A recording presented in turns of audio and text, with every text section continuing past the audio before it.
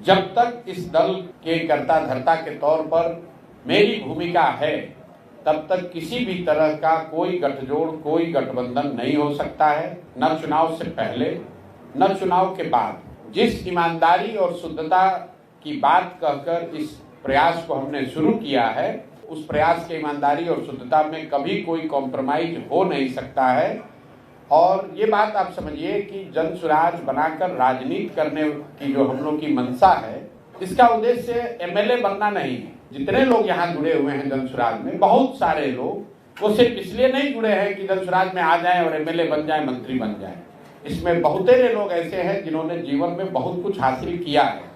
जो मंत्री और विधायक हासिल कर सकते हैं, उससे बहुत ज्यादा जीवन में हासिल भगवान की दया से किया हुआ है। हम लोग आकर वापस इसलिए यहाँ ये शुरू किए हैं कि बिहार में एक नई राजनीतिक व्यवस्था को बनाया जाए, बिहार की मिट्टी का कर्ज है उसको अदा किया जाए। मंत्री और विधायक बनना हमारा उद्देश्य नहीं है। बिहार में व्यवस्था परिवर्तन हो, बिहार भी अन्य राज्यों की तरह विकास के रास्ते पर चले।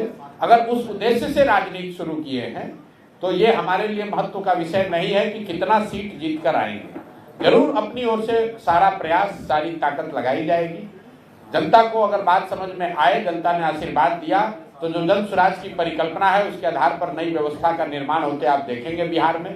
लेकिन अगर किसी वजह से सफलता न भी मिले तो भी चाहे 5 वर्ष लगे, 10 वर्ष लगे, जन सुराज में हम लोग पीछे हटने वाले नहीं हैं। किसी तरह का वैचारिक या व्यवहारिक, मैं फिर से दोहरा देता हूं, ना वैचारिक ना व्यवहारिक, किसी तरह का कोई डाइल्यूशन, कोई गठबंधन नहीं होगा।